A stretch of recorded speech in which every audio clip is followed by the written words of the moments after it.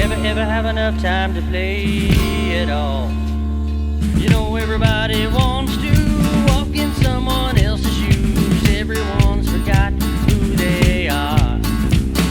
Such a crime to waste his time away. Hello, welcome again to Otter Creek in Rio Grande. This morning I went ahead and placed an order for some push buttons because right at the moment I'm kind of stuck at doing too much more with the electronics. I think I can go ahead and do the first 4 tortoises and be okay, but I don't want to really do much of that until I get this put on the L-Girders. So I think today I'm going to focus on getting this prepped and ready to go to get put back on the L-Girders and kind of make a decision whether or not I want to cut away some of the front to create a little more depth and dynamics with the scene. That's something I've been thinking about, and I'm kind of at a point where I'm going to have to make a decision, so stay tuned. I thought before I got too carried away with getting my risers put in and stuff to get it put up on the L-Girder, I ought to go ahead and check and see how the block detection is going to work. So I went ahead and ran the feeder wire for the CT coils. I got one down there and then one right here, and they come down here to this. And then I went ahead and measured. I think I come up with about 30 foot, somewhere between 30 and 40 foot. This is longer than what I need. And I've got this stretched off into the layout room and hooked up to the block occupancy board that's underneath staging. Because one of the concerns I had is that, you know, if the run of wire was too long, is it possible that there would be enough resistance just in the wire itself that might close the loop that would show that the block was occupied? I can confirm as of right now that that's not the case. So I've got it all hooked up, or at least, you know, 2 of them are hooked up, and I've got no lights on my occupancy board.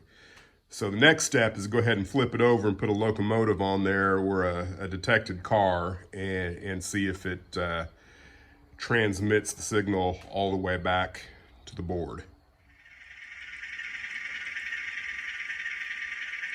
Well, everything is a go. I didn't have any strange bleed over from one block to the other because got a block here and a block there, and everything lights up appropriately.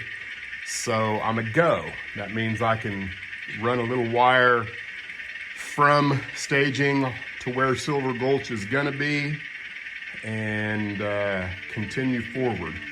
I've decided I'm not gonna do any push buttons until I get it put back up on the L-Girders.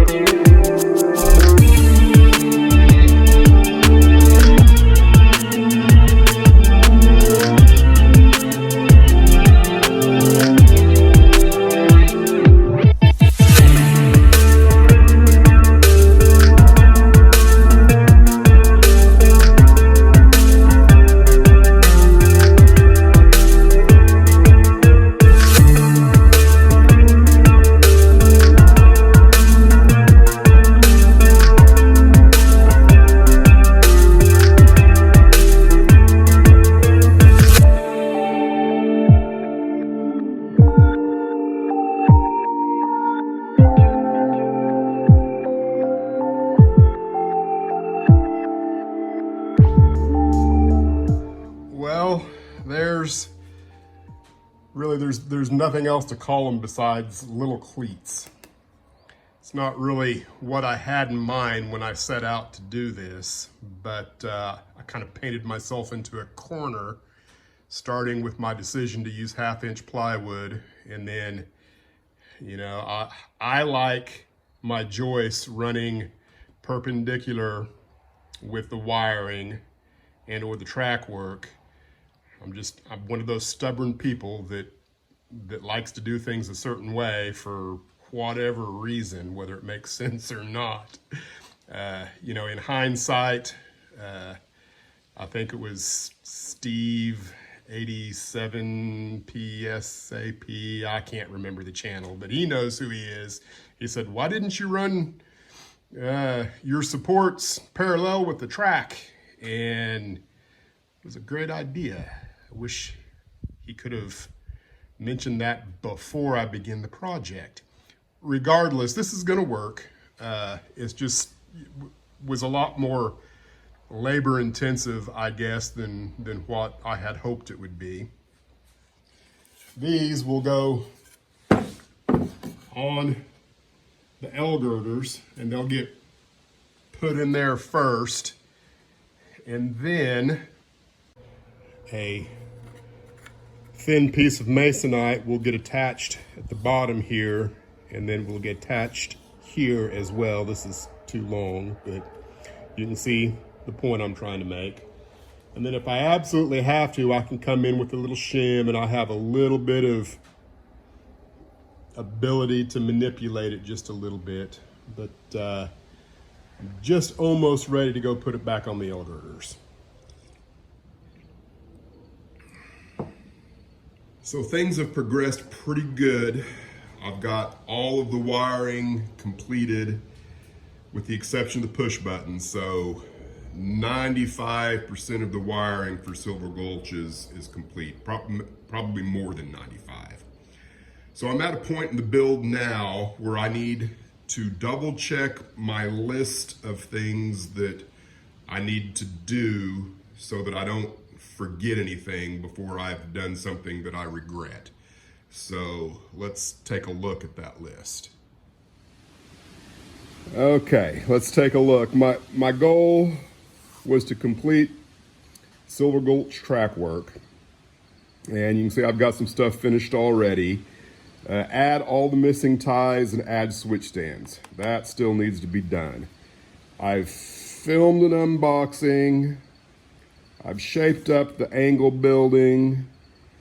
I finalized the rail camp track and the foundry track. Paint and weather track with question marks. Begin wiring, feeder drops, check insulation blocks, high line locations, bus wire, nodes, all that's taken care of. So where I'm at right now is getting all of the missing ties that were cut out and laying in the track ties, the turnout ties, and things like that. So that's what I want to do before I put this up on the L-Girders, because right now I can get to both sides of the layout, which is going to make things a lot easier, which is the whole point of having the plywood in the shop where I can flip it back and forth and get to either side.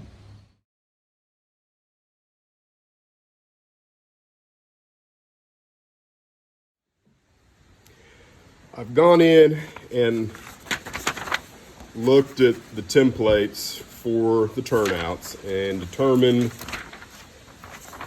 approximately how many cross ties and turnout ties I'm gonna need. And I know I've got more than I'm probably gonna make use of, but I just wanted to make sure that I had enough, but I also don't want to use any more of the stain than absolutely necessary. So what I've got the turnout ties are divided equally. I've got creosote black, Cordovan brown, these are hunter line stains, and tie brown. So the creosote looks like that. The Cordovan brown definitely has more brown to it. And then Thai brown is a very good analog for the color that the micro engineering flex track is. You could use this on all of it and it would match pretty good, but I want to have a variety in what things look like. So next step is to go ahead and stain all this up and probably spend the whole rest of the day cutting and gluing in all of this.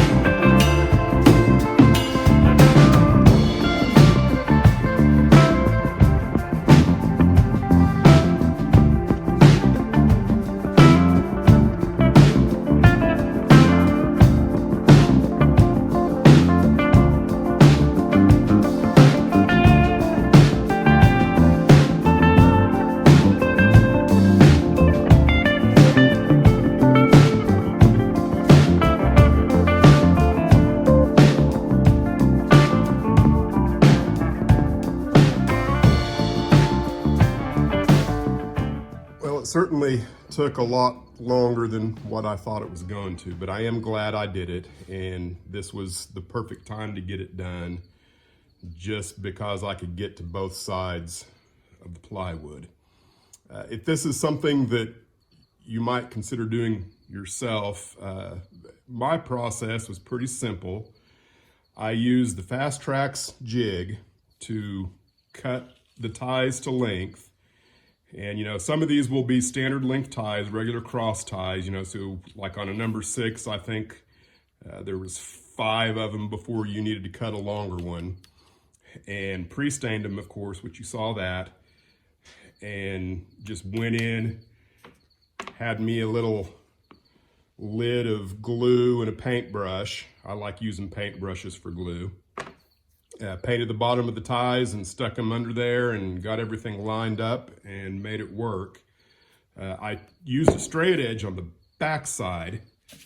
So if this was the turnout and you wanted all of your ties to be level on the non-diverging route, just get you a straight edge and then you push the tie through from this direction until it butts up against so that your lengths come out like they should. Probably took me 8 hours, I don't know. But, I'm pleased with the results. Let's talk about this turnout right here.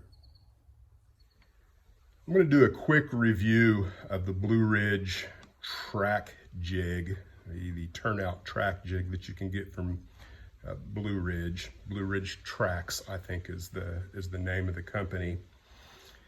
And I'll start with just the things that I didn't particularly care for. First rattle out of the box was the length of the cross ties and the turnout ties.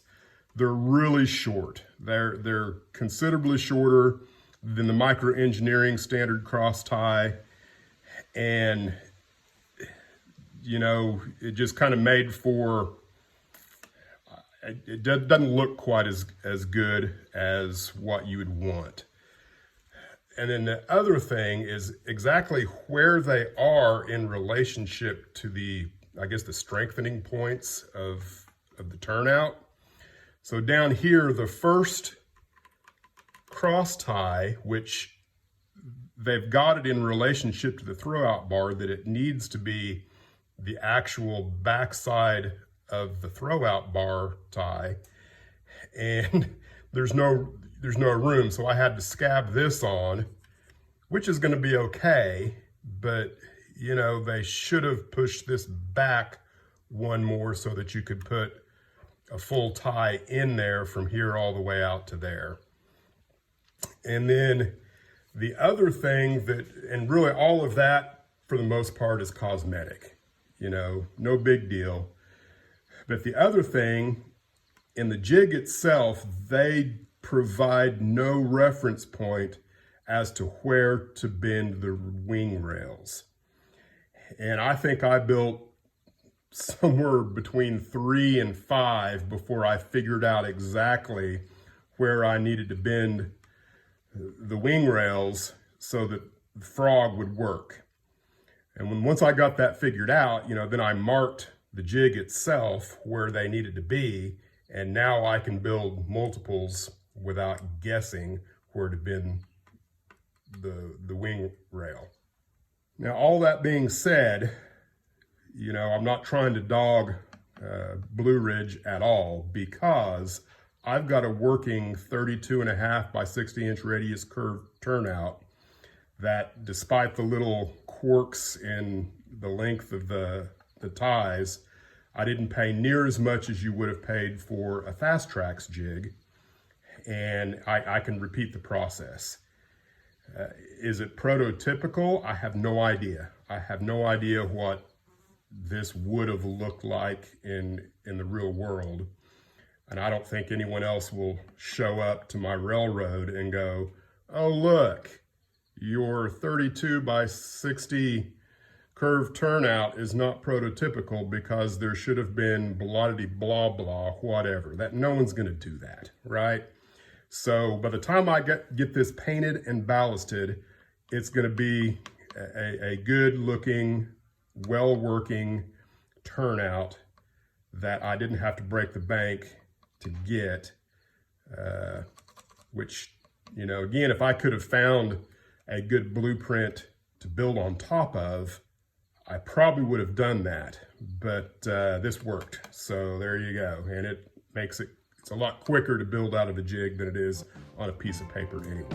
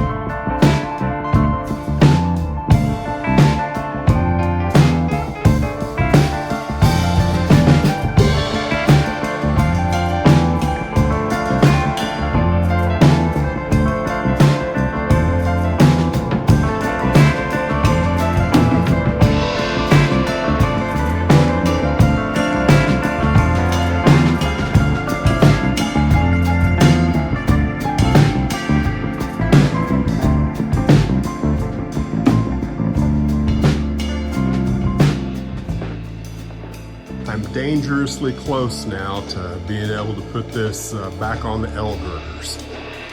So I use the airbrush. This is the first time for me to use an airbrush on track. I found it fairly easy, straightforward. So I did a 50-50 mix of whole red and flat brown Tamiya, and a lot of alcohol and some isopropyl as well. So my mix was, I believe I used 3 of these little pipettes of the whole red, 3 of the flat earth, to basically 1 full jar of this of isopropyl. So that was what I did. And I'm pretty happy with the results. I will continue to use the airbrush as I go forward. When I get scenery put in, I plan on doing some painting so that not everything is so red, but that's a long way from now.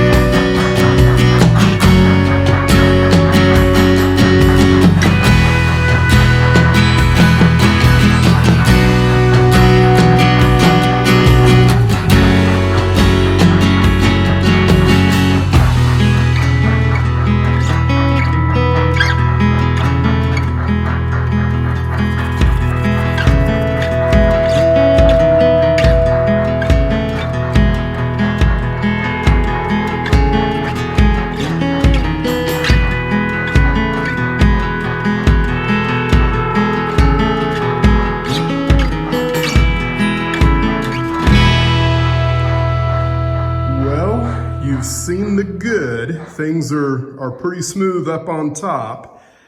Now let's discuss the bad. So when I did my original measurements for the plywood and the run up to Silver Gulch, I forgot to account for the tortoise adapter boards. And so now let me show you the ugly.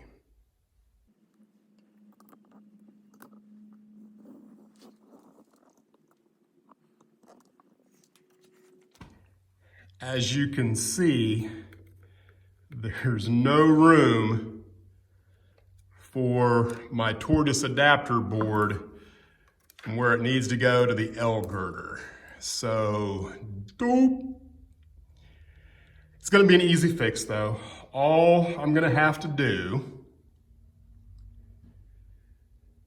is take this leg, move it that way, probably a foot or so it will come in here somewhere, and then I can lop off the last foot of this L-Girder and then run me a support from here down to here and all will be well.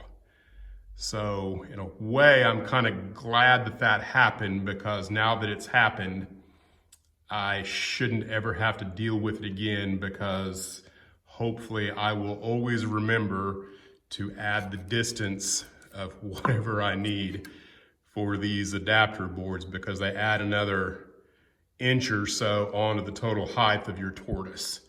And I just forgot. So no big deal, just a little stumbling block that's going to be easily taken care of. That's it for this video. Thanks for watching Otter Creek and Rio Grande, and we'll see you in the next. Gotta feel the sunshine.